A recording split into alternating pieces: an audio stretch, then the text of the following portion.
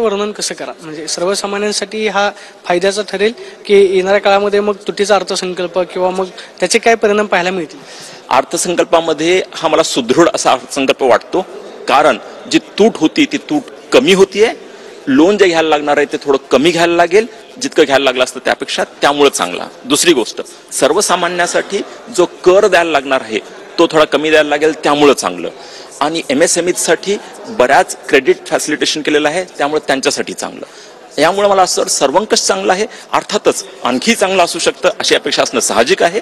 मात्र हा बजेटमध्ये मला मोठं निगेटिव्ह असं कुठं दिसलेलं नाही. म्हणजे गुंतवणूक पुढच्या काळामध्ये वाढू शकते.